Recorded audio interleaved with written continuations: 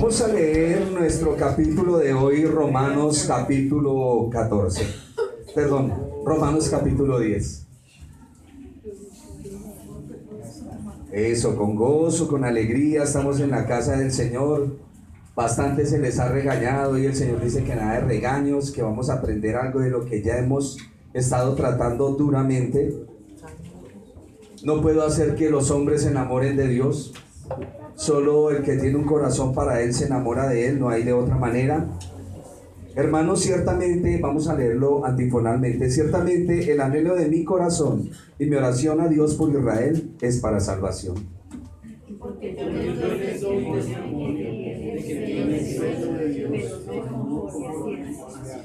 Ya saben que tienen que leer ordenadamente, porque si una persona que no sabe leer está en este lugar, no va a entender lo que ustedes leen. Así es que no hay afán de correr, sino puntuación. Porque ignorando la justicia de Dios y procurando establecer la suya propia, no se han sujetado a la justicia de Dios. Porque el fin de la ley es Cristo, para justicia a todo aquel que cree. Porque de la justicia que es por la ley, Moisés escribe así: el hombre que haga estas cosas vivirá por ellas. Pero la justicia que es por la fe dice así: no digas en tu corazón, ¿quién subirá al cielo? Esto es para caer bajo a Cristo. ¿O quién descenderá al abismo? Esto es para hacer subir a Cristo de entre los muertos.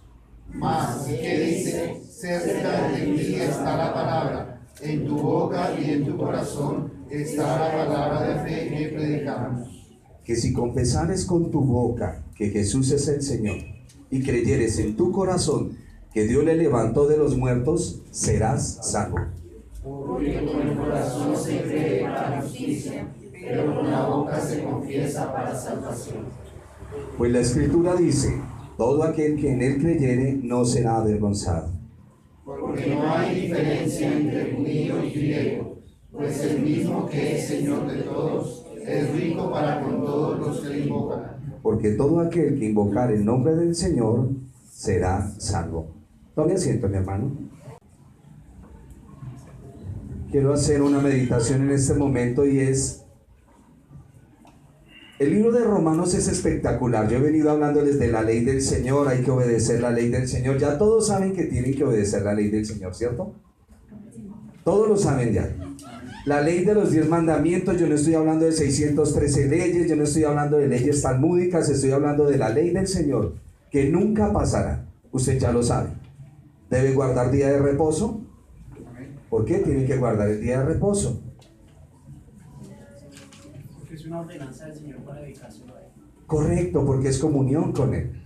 Y hoy vamos a aprender unas cositas de aquí de Romanos 10, porque Pablo ha venido disertando, pero lo que les quería decir es: el ser humano tiene esa increíble capacidad de hacer las cosas tremendamente difíciles. ¿Ha visto usted cómo cuando alguien aprende algo quiere hacerle la vida imposible a alguien? Si el hermano se está limpiando de algo, entra en un legalismo. Y si está en la suciedad de su pecado, dice: a mí no me juzguen. Y quieren hacer las cosas tremendamente difíciles. Realmente, no solamente la vida es compleja, sino que nosotros la hacemos más complicada de lo que es. Hacemos la vida muy complicada. La dificultad con la cual nos enfrentamos a la vida muchas veces no viene de las circunstancias o de la situación en que estamos. Es la complicación que nosotros mismos traemos. Nos complicamos por todo. Siempre hacemos las cosas difíciles. Y vemos que a la luz de la palabra del Señor, el Señor no es quien complica las cosas. ¿Quiénes las complicamos? Nosotros. Nosotros complicamos las cosas en el Señor. Y esto es lo que exactamente el Señor Jesús envió a Pablo a hacer: enderezar la gente. Mire lo que comienza el versículo 1 a decir. Dice Pablo escribiendo a los romanos: en el capítulo anterior veíamos cómo la elección del Señor sobre un pueblo para que ese pueblo llevara el mensaje. Terminando el capítulo 9, que quedaron 3 versículos. A ver, vamos a mirar los 3 versículos últimos del capítulo 9. desde el 30. ¿Qué pues diremos? ¿Que los gentiles que no iban tras la justicia han alcanzado la justicia, es decir, la justicia que es por fe? Mas Israel, que iba tras una ley de justicia, ¿no la alcanzó? ¿Por qué? Porque iban tras ella no por fe, sino por obras. Por las obras de la ley pues tropezaron en la piedra de tropiezo. Parece que nos enreda Pablo, no nos enreda. Como está escrito: he aquí pongo en Sión piedra de tropiezo, roca de caída, el que creyere en él no será avergonzado. Y entra él a decirles: hermanos, el anhelo de mi corazón, mire su Biblia, y mi oración a Dios es ¿por quién? Pablo ama a la nación de Israel, es su nación.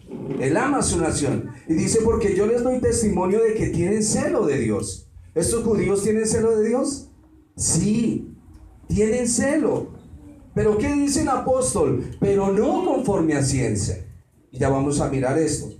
¿Y por qué Pablo les dice eso a los judíos? Si ellos vienen obedeciendo entre comillas la ley, si ellos vienen tratando de obedecer, guardan el día de reposo, ¿por qué les dices que ellos no están bien? Y dice el versículo 3, porque ignorando la justicia de Dios. ¿Cuál es la justicia de Dios? El Señor Jesús. El nombre Jesús significa Salvador. Por eso cada vez que hablaban, decían Jesús, decían Salvador. Él es nuestro Salvador. Porque ignorando la justicia de Dios y procurando establecer la suya propia, no se han sujetado a la justicia de Dios. Y Pablo les dice: el celo por Dios no equivale ni da lugar a la salvación. Usted puede ser muy celoso, pero si no obedece la palabra del Señor, no es salvo. Más bien ese celo debe basarse en una comprensión correcta. Y ese entendimiento correcto comienza con la aceptación de la palabra de Dios como verdadera. Y culmina con el reconocimiento de que Jesús es nuestro Señor y Salvador. Los reformados pusieron 5 solas, la verdad es que son 3. Cuando vino la época de la reforma, ahorita usted escuchará que hay 500 años de reforma y todos se visten de reformados y qué bonito nos queda el disfraz de reformados, pero a veces no entendemos ni qué fue lo que sucedió ahí. Pero son solo 3 las solas. 1, solo escritura. 2, sola gracia. Y 3, solo fe. Solo fe, solo gracia, solo escritura. Esas son las solas. Y Pablo aquí les viene diciendo: ustedes vienen con la escritura pero no han entendido. Por eso yo tengo un problema cuando la gente se me para y me dice: es que la ley del Señor ya pasó. Ya no estamos bajo la ley, sino bajo la gracia. Y hoy vamos a entender este punto. Porque el apóstol les viene diciendo: ustedes estudian la palabra. El caminar en la ley, escúchenme en algo, y lo vamos a ver ahorita conforme lo que Pablo dice. El caminar en la ley redundaría en la vida del pueblo de Israel en encontrarse con ese tesoro escondido.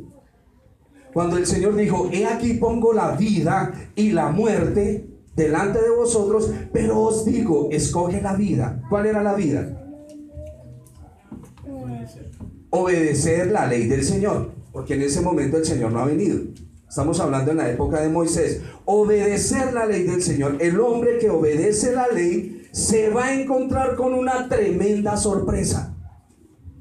Pero con una tremenda sorpresa. El hombre que obedece el día de reposo se encuentra con una sorpresa grandísima. Ya entendí, Señor. Ya entendí qué es lo que tienes. ¿Por qué hablo tanto del día de reposo? ¿Por qué soy tan vehemente en este aspecto? Porque si usted no entiende el día de reposo, por eso es que usted vive en tantas congojas. Usted no sabe qué es el reposo de Dios. Por eso es que le he martillado todos estos domingos el día de reposo. Porque cuando le viene la dificultad, viene su angustia. No hay reposo, porque usted todavía no ha entendido el significado del día de reposo. ¿Qué fue lo que dijo el hermano Oscar del día de reposo? ¿No lo repite, hermano? Es una ordenanza del Señor para que tengamos comunión. Se pulsó, se me altera. Sí, Señor. Es comunión con Dios. El obedecer la ley del Señor lo único que trae es bendiciones. Bendiciones.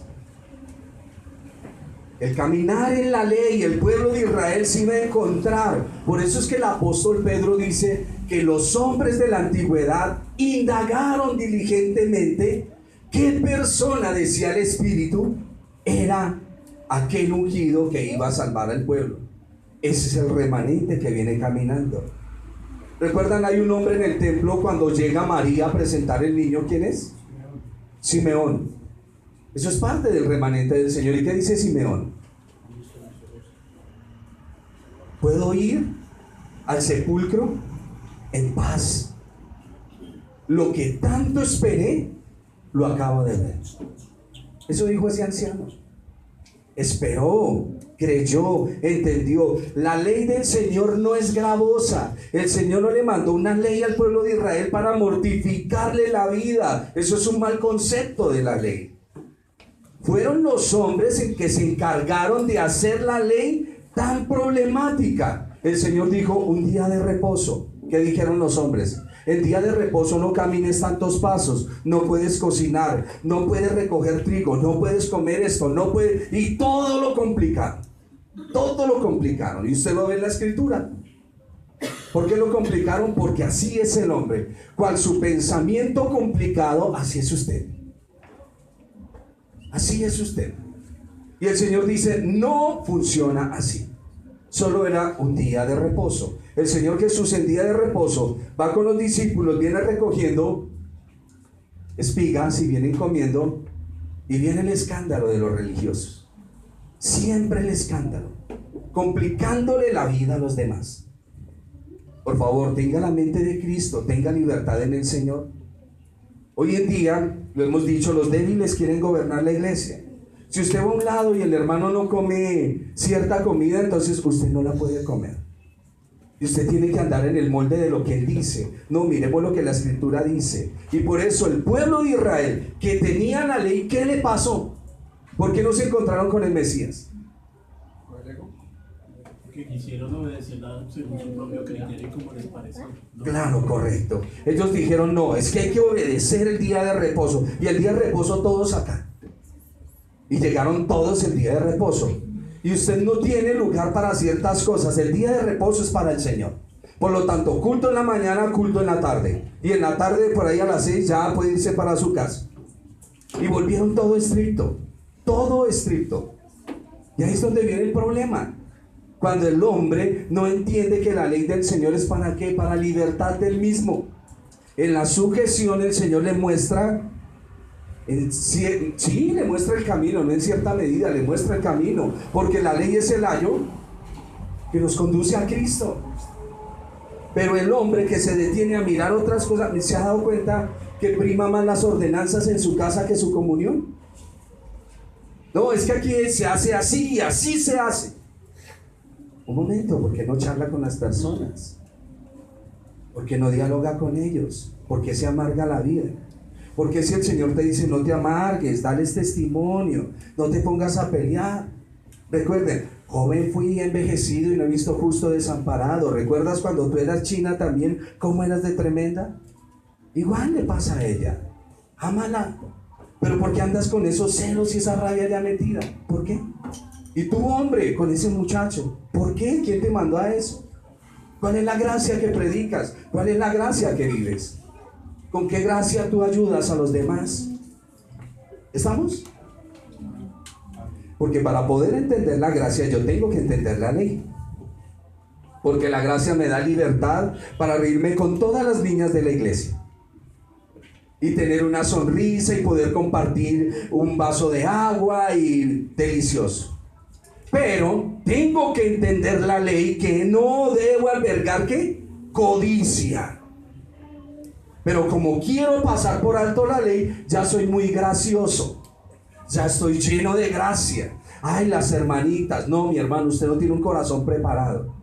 Primero, la ley prepara tu corazón para que luego sí puedas entender qué es la libertad de la gracia para tratar a las personas con respeto. Esa es la gran diferencia. Esa es la gran diferencia. Cuando nosotros aprendemos por la ley del Señor que cometimos muchos errores, que yo iba a la casa de alguno y le hacía daño y el Señor me dijo, ¿no me has entendido lo que yo dije? De ahora en adelante, cuando vas a la casa de tu hermano, no puede haber daño, porque te lo cobro.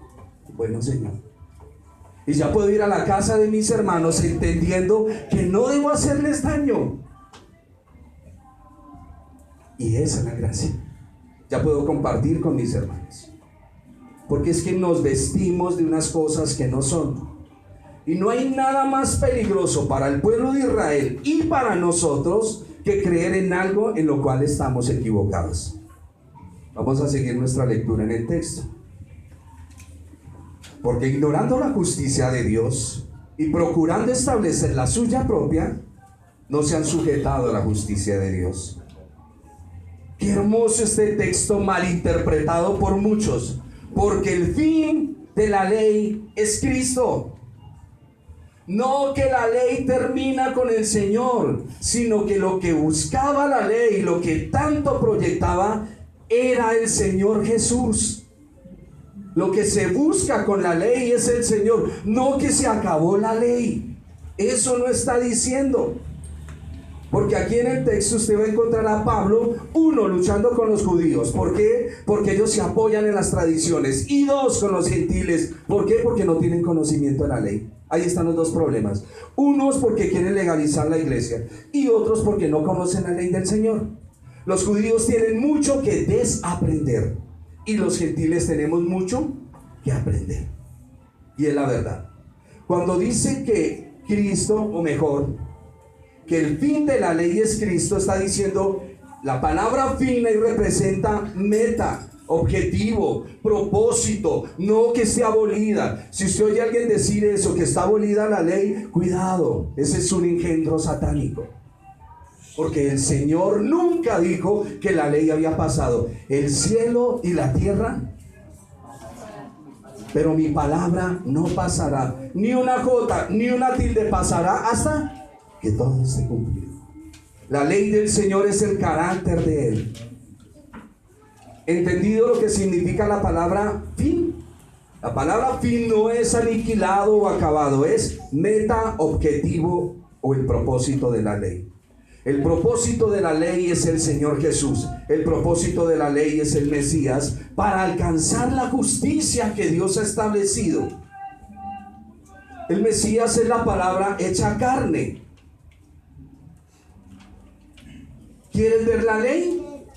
¿A quién debemos mirar? ¿A quién? Al Señor Jesús. El Señor Jesús es la palabra hecha carne. Él es la ley.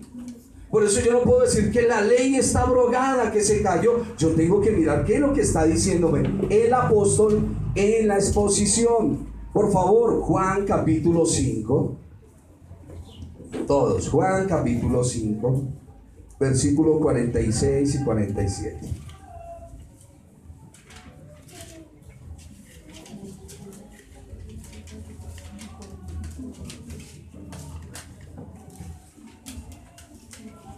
Hermano Alex Pauda. 26.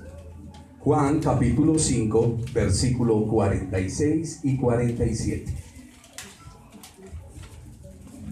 Porque si creyeseis a Moisés, me creeríais a mí, porque de mí escribió él. Pero si no creéis a sus escritos, ¿cómo creeréis a mis palabras? Escúchelo. Por favor, escucha a su Señor. Por favor, vuelve y lo lee, mi hermano. Oiga lo que dice el Señor. Ustedes dicen creer en mí, pero mire lo que él dice. Porque si creyeseis a Moisés, me creerías a mí, porque de mí escribió él. Pero si no creéis a sus escritos, ¿cómo creeréis a mis palabras? ¿Cómo? ¿Cómo si usted dice que la ley no está vigente? ¿Cómo? Si usted no lee a Moisés, ¿cómo le va a creer al Señor que es su Salvador? Él mismo se lo está diciendo, usted no cree en mí. Porque si me creyera a mí, ya le había creído a la ley y los profetas, pero usted no cree en mí. Como usted no cree en la ley y los profetas, no cree en mí. Eso es lo que está diciendo el Señor. Y si usted mira todo el contexto de lo que Él viene hablando, es lo mismo. Ustedes se basan en una ley, estudian mucho, se saben todos los códigos, se saben todas las confesiones, pero todavía no me han escudriñado a mí. Porque si, por eso el Señor dijo, escudriñan las Escrituras, porque a vosotros os parece que en ellas tenéis la vida eterna, y ellas son las que dan testimonio de mí. Sencillo. No conoces la ley y los profetas y sabes doctrina, estás muerto. Si conoces la ley y los profetas, conoces a Cristo, conoces al Mesías, conoces a Jesús. De otra manera no lo puedes conocer. ¿Quién lo dijo? ¿Lo dice el hermano James? No. Lo acaba de decir el Señor en el capítulo 5 del Evangelio de Juan, versículo 46 y 47, aunque tiene todo el contexto para leerlo. Porque el Señor habla. ¿Qué es lo único que Él habla? Palabra. ¿Y cuál es la palabra? La ley del Señor. Deben ver que el objetivo de la ley es el Mesías.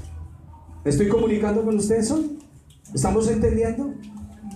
Si usted no ha leído la ley y los profetas, usted no puede decirme que Jesús es el Salvador. ¿El Salvador de qué?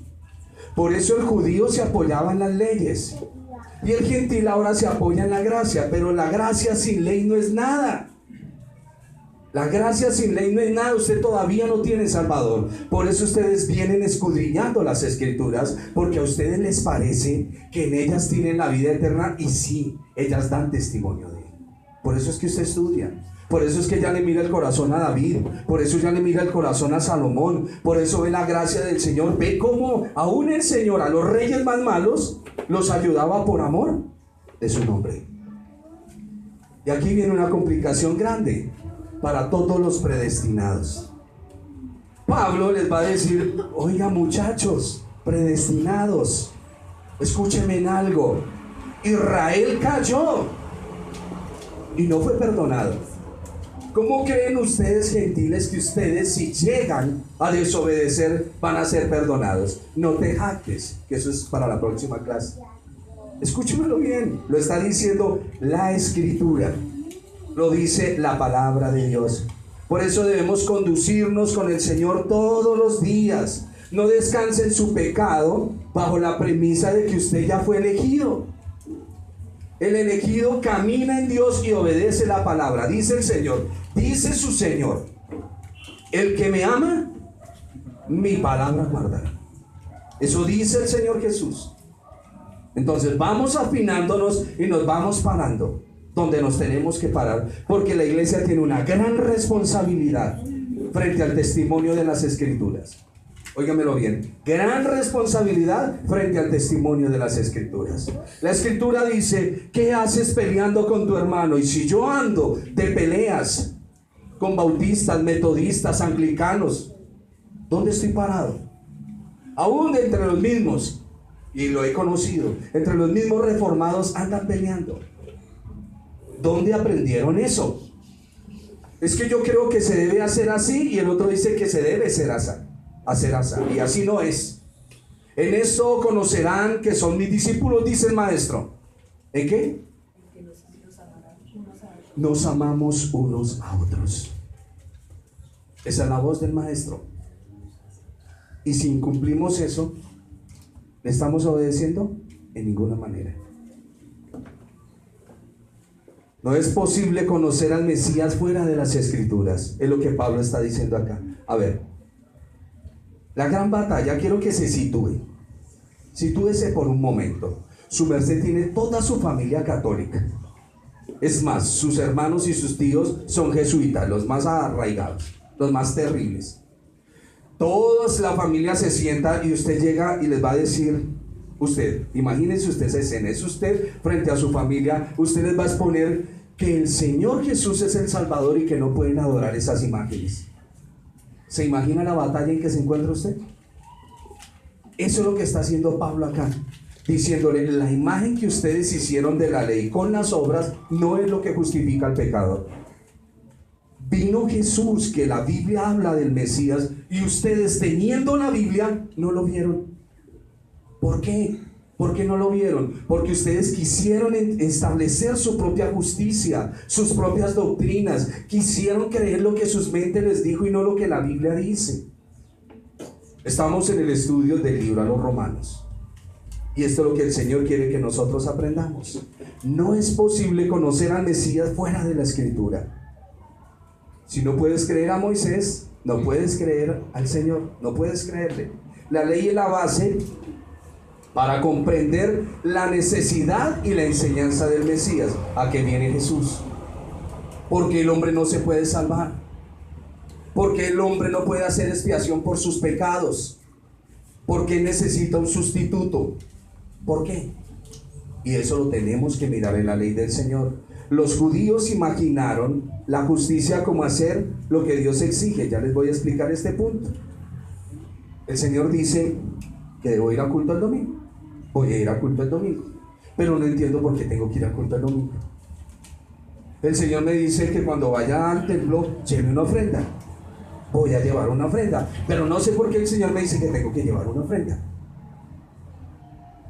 ¿Estamos? Si no entendemos la esencia de la doctrina, somos otros religiosos. El día domingo es el día de su cita con el Señor. La cita con la persona que usted más ama. Porque ya entendió para qué es el día de reposo. Por eso no entiendo cuando usted está que se muere de ganas por ver a alguien, llegue tarde a las citas. No lo entiendo. Cuando uno está de novio, lo primero que se levanta, uno llega 15 minutos antes a la cita. Porque uno está deseoso. Pero como todavía no hemos entendido, todavía tengo la religión de mi mamá y de mi papá, no sé que el Señor está en la iglesia esperándome. Es un ejemplo muy... porque Él está con usted en la calle. Pero es como si usted tuviera cita con Él acá, usted llega. Eso es como cuando el Señor lo llama a orar. Y su merced llega y se arrodilla a orar y suena el bendito cacharro llamado celular y usted prefiere contestar ese aparato que seguir hablando con Dios. Ahí está usted. ¿Quiere conocerse? Ese es usted. De pronto una mala noticia, de pronto pasó algo. Dígame, ¿qué capacidad tiene usted para restaurar algo? Nada, somos bultos. Somos bultos. Si alguien tiene un accidente, recuerdo que un día, y esto va a sonar muy duro, estaba yo estudiando y me llamaron que a mi mamá le había dado un infarto. Y yo dije, ¿yo qué hago? Mamá alcanzó a caminar unas cuadras, llegó a la casa, llegó mi hija mayor, la llevó a la clínica. Luego ya después de que yo terminé lo que estaba haciendo, porque estaba haciendo algo que tenía que hacer en el Señor, llegué, el Señor le preservó la vida. Y de ahí me dijo, tome, le entrego la carga ahora sí y me comienza el trabajo con ella. Muchas veces creemos, esta niña que está aquí sentada tenía yo un culto. Y como siempre ha sido bien brincona, se me fue por las escaleras y se me levantó todo esto. No me quiero plasmar, quiero decirle algo, porque eso lo aprendí del doctor Stanley. El doctor Charles Stanley dice, si usted se arrodilla a hablar con el Señor, es su tiempo con Él. No deje que nadie se interponga en su cita con Dios. Hable con Él. Es más importante que usted hable con Dios. Ustedes que han venido obedeciendo a la palabra del Señor, se lo digo aquí, porque así dice el Señor que lo diga. Bendiciones vienen. Lo que usted ve hoy gris, mañana lo va a ver de color rosa. Y aunque por momentos aparezca la sombra gris, tranquilo, el Señor sigue. A medida que usted va caminando en la ley del Señor, la bendición del Señor llega. Porque no es falso, Él no miente. Y ese día, que llévese la niña al médico. Ya me habían enseñado la lección. Yo no voy. Los de la iglesia se pusieron bravos. Pero ¿a qué voy yo a una sala de urgencias? A sentarme. Pero si me arrodillo y le digo, Señor, por favor, que la cara de esta niña quede bien. Ayúdame. Ahí está. Bueno, golpe fue duro. No, ¿a qué voy con esto, mi hermano? Porque aquí hay una verdad fundamental, no tanto por el testimonio con Ana María. Lo que dice el doctor Stanley es algo muy cierto, y lo dice la Escritura. Aprenda a tener el primer lugar para con Dios. ¿Me oyeron? Primer lugar para con Dios. Si usted se arrodilla a orar, primer lugar para con Dios. Hay veces va a venir para la reunión, le llega el vecino, le llega el familiar, le sale el negocio. Mi hermano, usted tiene una cita, con Dios. De ahí para allá, tranquilo que el Señor le endereza sus veredas. Esto no es un legalismo. Dios honra a los que le honran. Yo conozco gente que, ay, me duele la cabeza, ya no voy a la iglesia. Sí, siga ahí, siga ahí. Siga ahí a ver a dónde va a ir a parar. Siga comiendo, como dice un amigo, ese calentado. Y verá a dónde va a ir a parar. Siempre hay que batallar, luchar, pedirle al Señor. Usted sabe que esta vida es de lucha. Los judíos imaginaron la justicia como hacer algo que Dios exige y ellos lo hacían. Ellos guardaban el día de reposo. ¿Por qué? Porque la ley dice que hay que guardar el día de reposo, pero jamás entendieron. Hermanos, el día de reposo es para usted venir a tener comunión con Dios. Cuando pasado mañana venga la adversidad, no, yo ya hablé con el Señor el domingo y estos días he estado hablando con Él, esto no me va a angustiar. Mi Señor me dará la provisión. Voy a mirar a través de la Escritura y ahí es donde entra el reposo que usted hoy, como un auto que usted lo tanquea, ahí va a estar. Porque esto es un entrenamiento para cuando vayamos a estar por la eternidad con Él. Por eso es un enamoramiento del Señor. Es que hermanos a ponernos, no son cargas, no son cargas. Es la libertad que usted debe tener en el Señor. Tengo que remarcarle la ley para que pueda disfrutar la gracia. Hay veces se ha dado cuenta, aprenda quién es su papá Dios. Hay momentos que usted tiene necesidad y el Señor no le da. Aquí de una u otra manera alguno ha pasado, bueno, no el día con hambre, pero la hora del almuerzo no estuvo a la hora que usted quería y comenzó su lucha. O no tuvo la economía que necesitaba y comenzó su lucha.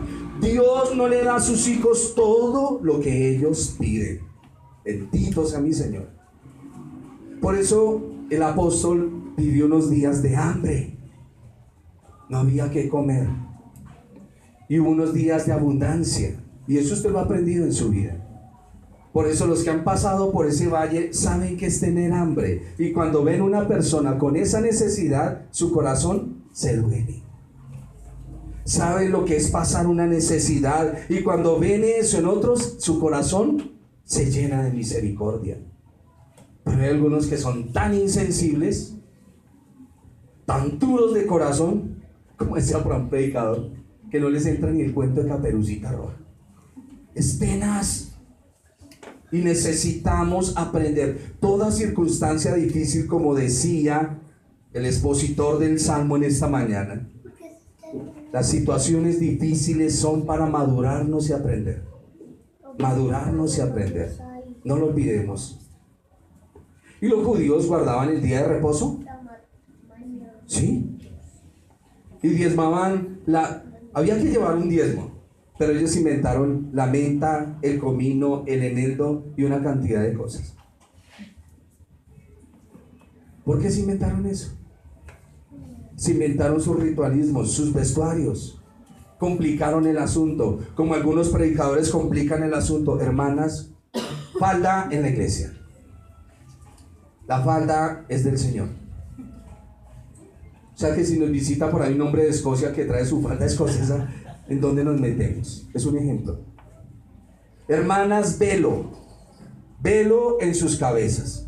¿De dónde? ¿Qué está mirando? ¿Por qué quiere complicar las cosas en el Señor? ¿Sin corbata? No se predica. Y el predicador enseña a sus niños a llegar encorbatados chiquitos y bueno, se ve bonito cuando es que sí, se ve hermoso, eso se ve bonito. Ver un niño ahí encorbatadito, todo es un pedacito de yo. Pero déjelos ser libres, enseñen la ley. No les enseñe que es conducta y vestuario, no es eso. Porque aunque el mono se vista de seda, mono se queda. Hay que meterle la ley del Señor en el corazón, que la aprendan. Eso sí, hemos dicho que en el trabajo con los hijos hay que trabajar es en el corazón, no en lo externo. Hija, quiero que cuando yo llegue usted me diga buenos días, se incline. Eso no hace. Llegó el papá, hola papita. Todo lo hacen exactico. Todo lo copian. ¿Y el corazón dónde está? ¿Dónde está? Por eso el Señor dice, este pueblo De labios me honra, pero su corazón está lejos de mí. Hay veces es mejor ver una oveja brincona que ya sabe uno por dónde va. A esas, dice el proverbio del mundo: Señor, líbrame de las aguas mansas, porque de las turbulentas me encargo yo. Claro, usted ve el agua turbulenta y dice: Señor, me meto ahí. Pero hay unas agüitas que son todas mansitas. Peligrosísimo.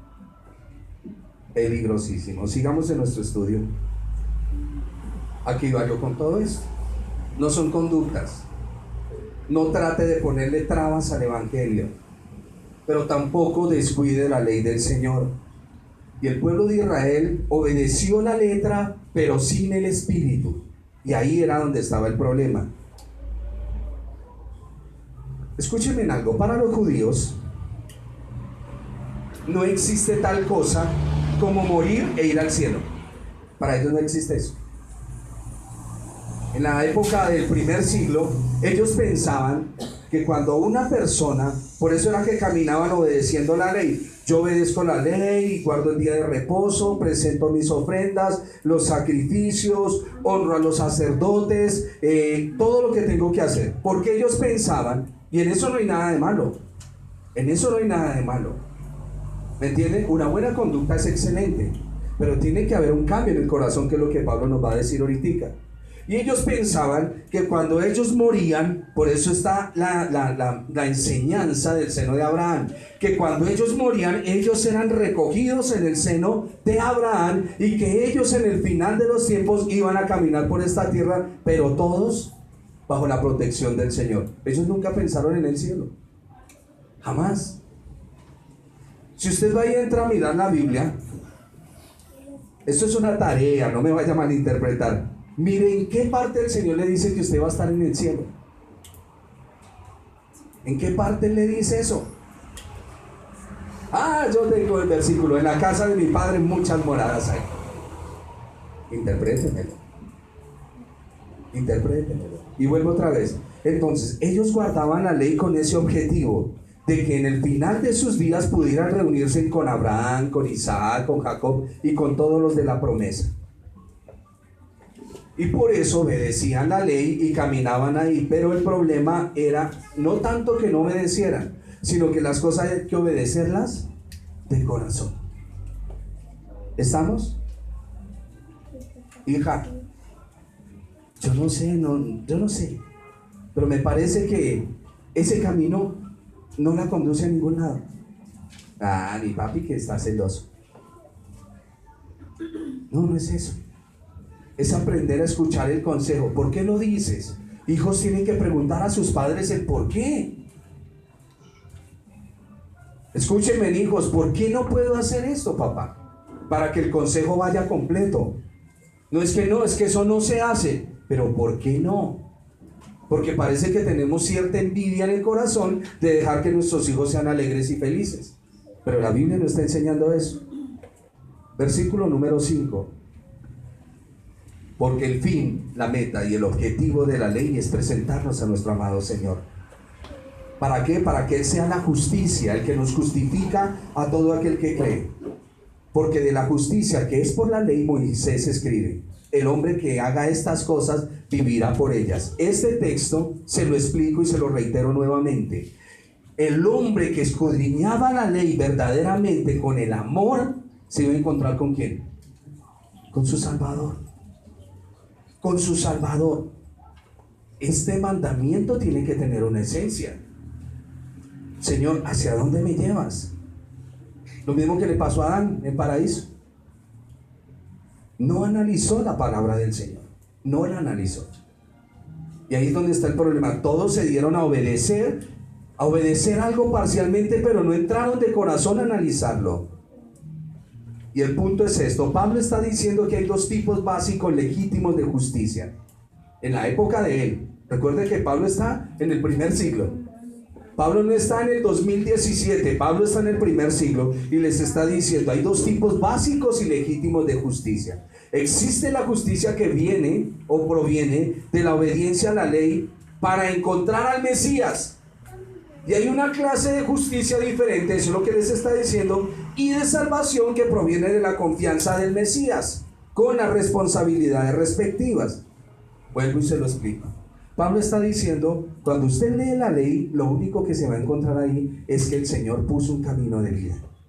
Y el camino de vida es el Salvador que le estableció. Así es que, muchachos, ya chévere, ya guardaron la ley, ya guardaron el día de reposo. Ahora quiero que entiendan cuál era el objetivo de todo esto. Era presentar al Señor. Ustedes lo hicieron bien, pero ahora demos un pasito más adelante. Entremos a la fe porque Jesús es quien nos salva. Eso es lo que le está diciendo Pablo a los judíos. Levítico capítulo 18, versículo 1 y 5. Hermano Omar, por favor. ¿Por qué, hermano? 18, versículo 1. Capítulo 18, versículo 1 al 5. Amén. Habló Jehová a Moisés diciendo: habla a los hijos de Israel y diles: yo soy Jehová vuestro Dios. No haréis como hacen en la tierra de Egipto, en la cual moraréis, ni haréis como hacen en la tierra de Canaán, a la cual yo os conduzco, ni andaréis en sus estatutos. Mis ordenanzas pondré por obra, y mis estatutos guardaréis, andando en ellos, yo Jehová vuestro Dios. Por tanto guardaréis mis estatutos, mis ordenanzas, los cuales haciendo el hombre vivirá en ellos, yo Jehová. Correcto. Haciendo esto, el hombre hallará la vida. Porque no lo entendieron. Me hace acordar una ilustración que escuché hace muchos años de un hombre que era arquitecto. Y él compraba materiales de primera y hacía casas. Y él un día dijo: bueno, pero mi jefe nunca me recompensa en nada. Y bueno, así pasó el tiempo. Un día el jefe le dijo: necesito que me haga un favor y me construya una casa en tal sitio. ¿Qué sitio ve usted mejor? Pero que le parezca bonito, con buenos paisajes. Y le dijo: no, mire tal parte. Le dijo: vaya. Y el hombre fue y compró materiales de segunda, varilla barata. Él dijo: no, yo necesito también sacar un ahorrito, como mucha de la astucia de nosotros. Voy a sacar un ahorrito y voy a construir la casa. Y compró ladrillo de segunda, hizo todo, y maquilló, echó su pañete, estuco, muy bonita la casa. Pues le dijo: jefe, ya está lista la casa. Le dijo: vamos a verla. Cuando la vio dijo: excelente, toma, estas son las llaves, esta es tu casa. Y ese es el engaño de nosotros. Nos pegamos de unas pequeñeces para recibir maldición. ¿Qué más está esperando usted? Haga las cosas como el Señor le dice y punto, se acabó. Este camino es de fe y para fe. Aquí no se razona, aquí no se racionaliza, aquí se obedece en fe y para fe. No es otra cosa. Y es la verdad en nuestras vidas y en nuestros corazones. Les estaba hablando de que, a ver, abran sus Biblias. Aquí el Señor dice que el hombre que escudriña la Escritura y medita en la ley del Señor encuentra la vida. Lo decía en el versículo 5. Ahora quiero que abran su Biblia en Filipenses capítulo 3, versículo 8 y 9. Les hablaba de las dos justicias que hay. El judío se justificaba en sus obras. Pablo le dice: muchachos, es hora de justificarnos por la fe. Hermano Leonardo, por favor, lo lee. Y ciertamente aún estimo todas las cosas como pérdida por la excelencia del conocimiento de Cristo Jesús, mi Señor, por amor del cual lo he perdido todo, y lo tengo por basura para ganar a Cristo, y ser hallado en él, no teniendo mi propia justicia, que es por la ley, sino es por la fe de Cristo, la justicia que es de Dios por la fe. Y dice el personaje: si ve que la ley no justifica. No, ¿qué es lo que está hablando Pablo? Pablo está diciendo que las obras de la ley a nadie justifican. Eso es lo que está diciendo ahí en el texto. Por favor, cada vez que me va a leer la Escritura, la va a leer. O yo le estoy dando aquí en la carta de Romanos ciertas pautas para que usted interprete los escritos de Pablo. para que no los lleve a otros lados donde no tiene que llevarlos. Pablo dice, yo no quiero establecer mi propia justicia, que es por las obras de la ley. Mi justicia está basada en el Señor Jesús. Eso es lo que está diciendo. Y aquí, en el versículo 6 de Romanos, pues vamos a Romanos, dice, desde el 5 dice, porque la justicia que es por la ley, Moisés escribe así, el hombre que haga estas cosas, vivirá por ellas. Y malinterpretamos el texto. ¿Qué es lo que Pablo está diciendo? Ya estaba escrito hace muchos años. Miles de años estaba escrito que si usted miraba atentamente la ley, encontraría la vida. Eso es lo que está diciendo. Pero nos malinterpretan el texto. Por eso dice, pero la justicia que es por la fe dice así. No digas en tu corazón, él va a citar del Deuteronomio 30, no digas en tu corazón, ¿quién subirá al cielo? Esto es para traer abajo a Cristo. ¿O quién descenderá al abismo? Esto es para hacer subir a Cristo. Usted lo lee y allá están hablando, en el contexto de Deuteronomio, está diciendo, ¿quién va a subir al cielo a bajarnos la palabra? Decía el pueblo. Y Moisés le dice, mire, aquí está. Ya les bajé los mandamientos. Y decían, ¿y quién atraviesa el mar para ir a traer la palabra? Aquí están. Y por eso Pablo le cita esto, porque ellos lo conocen muy bien. No me pregunten quién subirá al cielo para bajar a Cristo. Él ya está con nosotros. Y no me pregunten quién va a morir y va a ser resucitado. Ya Jesús resucitó. Por eso él cita esto. Porque para el judío le era muy claro. ¿Les quedó claro a ustedes? Ok. Porque es que hay veces... yo sé que estamos estudiando uno de los libros más complicados de la Biblia, por los cuales se han dado miles de interpretaciones y han habido problemas gravísimos. Graves problemas por no analizar el texto y el contexto. En nuestra próxima clase veremos cómo los dos olivos, el olivo, llamémoslo original, y el injertado, el silvestre, no son más que uno. ¿Pero a qué se refiere Pablo? En esos textos de la próxima clase parece ser que el Señor dice que el Señor va a volver a tratar con Israel y lo va a restaurar, pero eso no está diciendo Pablo. Pablo está diciendo, y aquí vamos a terminar ahorita, Pablo lo que va a decir es, señores hermanos judíos, los amo, pero si ustedes no rinden la vida al Señor, se perderán. Así ustedes se paren y digan que son el pueblo elegido. Solo en Cristo pueden tener salvación. Pero sigamos, no me les adelanto mucho. Dios dice que todo el que escudriña la palabra encuentra la vida. Dice que la vida equivale a la bendición.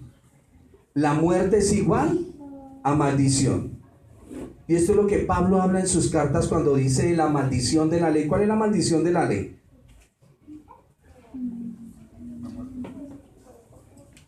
La maldición de la ley. Yo sé que es complicado, por favor. Y la grabación, escúchela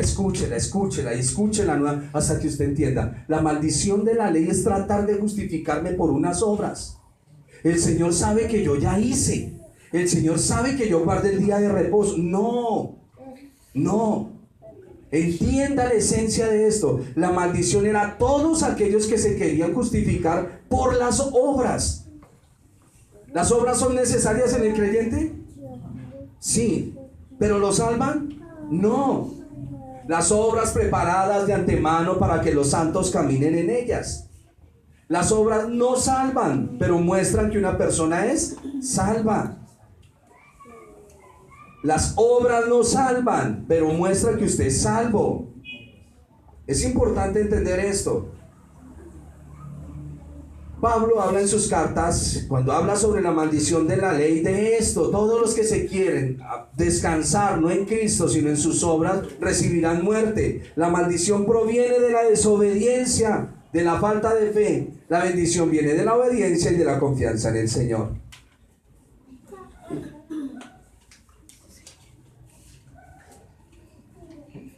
Vuelvo otra vez al texto. El Señor dice: ¿cómo es posible que ustedes crean en mí si no creen en lo que Moisés dice?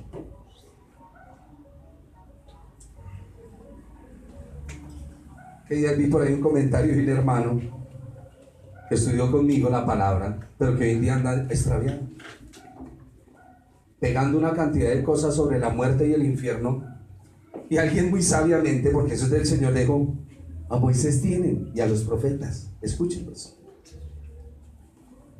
Así es que no entendió, porque están más sintonizados en lo que habla Enlace, en lo que dice fulano, en lo que dice Mengano, que en lo que dice la Biblia. Les aterra el infierno. Llega un hombre aquí con media cabeza quemada: hermanos, me escapé del infierno, y todos felices. Cuéntenos el testimonio, hermano. Todavía vuelvo a azufre. Uy, hermano, qué tremendo.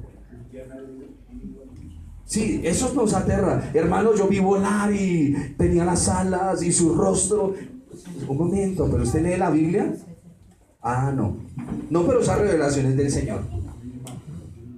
Claro. Yo una vez escuché una señora que fue al infierno y vio que el infierno tenía cuerpo humano. Porque según el chocolatico que se ha tomado, ella, me imagino que por eso fue esa pesadilla, como vio que la iglesia es un cuerpo, se imaginó que era eso. No soy escéptico a las revelaciones. Ustedes lo saben que no. Yo soy más pentecostal que todos ustedes. Pero las revelaciones tienen que ser claras, de acuerdo a las escrituras. Por allá en Soacha vinieron unos muchachos que habían ido al infierno también. Y veían pastores llorando: ¡ay, me robé el diezmo! ¿Sí? ¿Usted los escucha? Va, pregúntenle la escritura a ver si la conocen, si pueden interpretar. ¿Por qué no pueden? Porque no tienen comunión con Dios. Sencillo. Ay, hermano, no diga eso. Cállese la boca, el Señor lo guarde. No, yo tengo la palabra profética más segura. No me da miedo eso. Porque sé en quién he creído y quién es el que nos salva. ¿Estamos? Es importante entender eso. Versículo 9 dice, el 8. Mas ¿qué dice? Cerca de ti está la palabra, en tu boca y en tu corazón. Señor judío, usted tiene la ley. Hermano cristiano, usted tiene la Biblia. En tu corazón. Esta es la palabra de fe que predicamos. ¿Cuál? Que si confesares con tu boca que Jesús es el Señor y creyeres en tu corazón. ¿Ve la fusión? La palabra con el corazón. Lo que usted hable tiene que sentirlo. Lo que usted hable tiene que sentirlo. Porque ahí es donde está el problema. Dijo uno de los filósofos, ustedes que estudian bastante filosofía me pueden ayudar, dijo: habla para conocerte. Nunca subestime el poder de la palabra en sus labios. Lo repito. Nunca subestime el poder de la palabra en sus labios. El poder de la palabra. ¿De cuál palabra hablamos? De la Biblia. No de los de la confesión positiva, ¿no? Pídelo, reclámalo y te llegará. Yo varias veces lo hice en unos momentos de angustia y decía: Señor, un pollo en la mesa, un pollo. Todavía estoy esperándolo. Ese poder de la palabra nunca me funcionó. El famoso pollo jamás apareció. Yo cogía pedazos de piedras porque esa era la fe barata que me habían enseñado. Coja un pedazo de piedra y ore que el Señor se lo puede convertir en un diamante. Se me entumían las manos ahí apretando eso. De verdad me enseñaron una fe ficticia, no la fe original. Ya cuando vine y había necesidad, pues esperen en el Señor. Ya no se ponga a reclamar pollo, a reclamar lo que no es. Esperen en el Señor. Diligencia, haga esto y haga lo otro. ¿Estamos? Ese es el caminar real en el Señor. Por eso habla para conocerte. Dice aquí que viene una palabra muy difícil, que si confesares con tu boca que Jesús es el Señor. La palabra Señor significaba rey y emperador, el que gobierna su vida. En el griego es el kurios, algunos le dicen kyrios, me gusta más kurios. Es el equivalente de la palabra en hebreo Adonai. ¿El Señor Jesús es tu amo? No se me apresuren en responder. ¿El Señor Jesús es tu amo, es tu Señor? Es alguien que tiene el poder de decidir sobre tu vida si te postra en una cama, si Él lo quiere.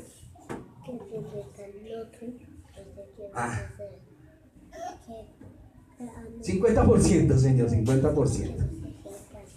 Todo lo que sean bendiciones, así como hacen las hijas que tienen los nietos y su merced es el abuelito de mi niño, pero no me lo regaña y no me le dice nada. O sea, yo soy el abuelito, ¿como de qué? ¿Como de qué o para qué? Es verdad. Se supone que el abuelo es el gran padre. Así como el abuelo Jacob llamó a sus 2 nietos, le dijo: José, tráigame sus hijos, los voy a bendecir. Es importante entender. Vuelvo otra vez.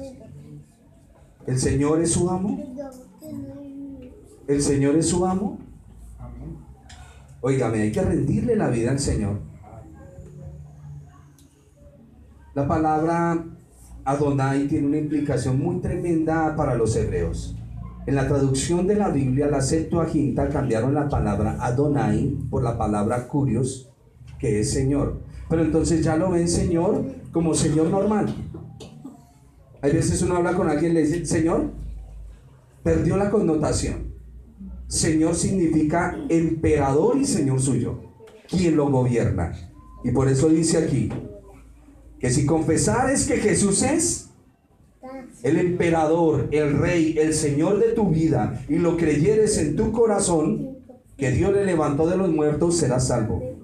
Porque con el corazón se cree para justicia, pero con la boca se confiesa para salvación. ¿Está entendido ese punto?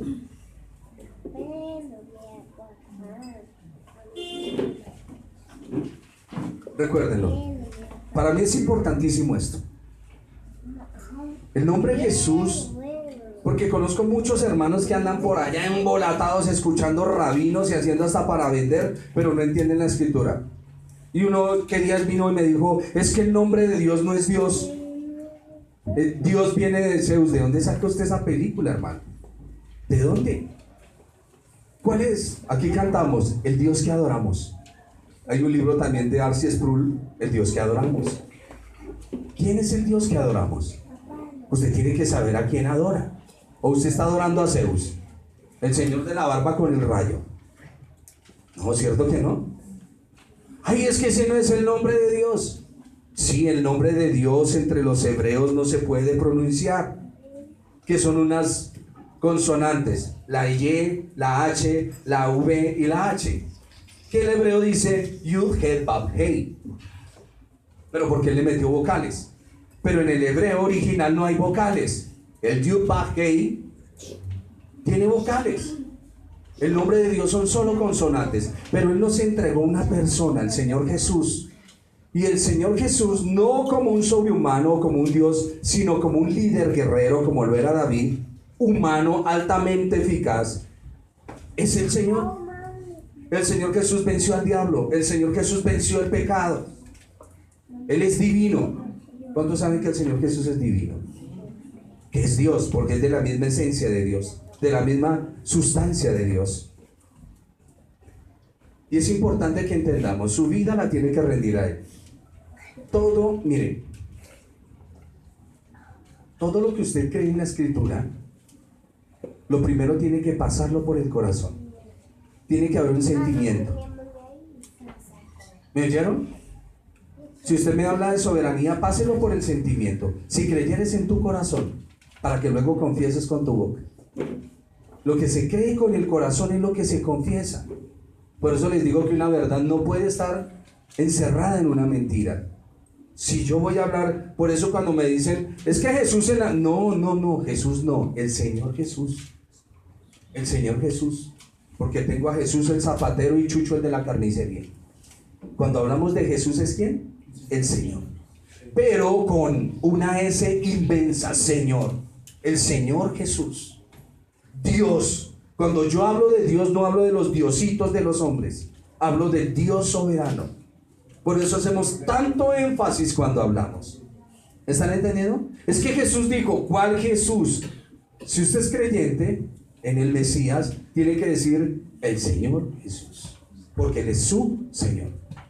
Y que como súbdito de Él usted le desobedece, ahí es donde viene la gracia infinita para ayudarnos a restaurarnos.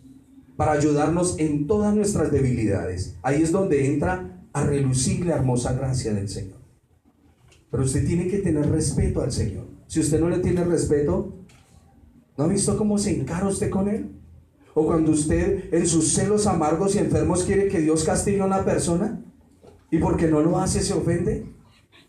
Damos órdenes a Dios y las cosas no son así. Sigo y terminamos aquí en el 13. Pues la Escritura dice: todo el que en Él creyere.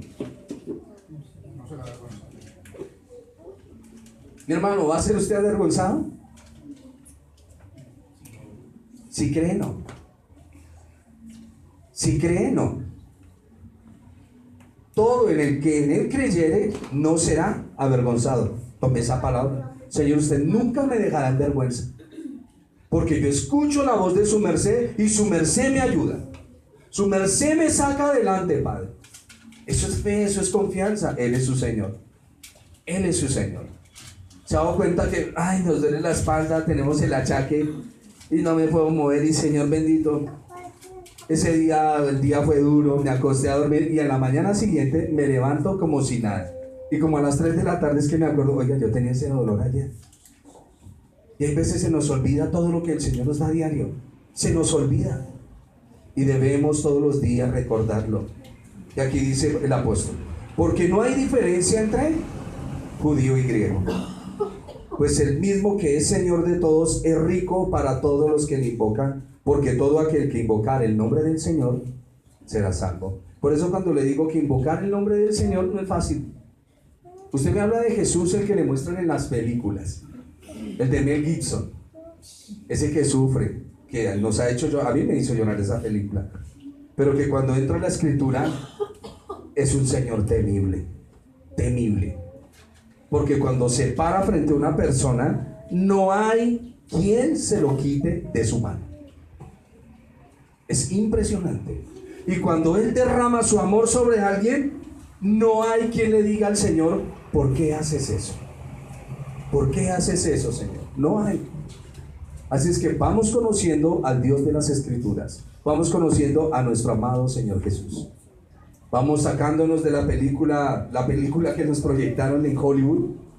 El primer Jesús que yo conocí era así todo raro, era español. Yo les he dicho, creo que se llamaba Enrique Rambal y era así: cuidado, me empujan porque me rompo. Y así era la película. Sí, claro. No me empujéis, no me empujéis. No, Él no es el de la Escritura. Creo que es más, se acerca más este señor Mel Gibson. El Señor sabe que hablo con respeto de Él. Él sabe que para mí no es juego. Él es un Señor poderoso. Por eso, como vino como oveja, ténganse de atrás los que no quieren creer en Él cuando Él aparezca como león, porque no le perdonará a nadie nada. ¿Entendido? Vamos a orar.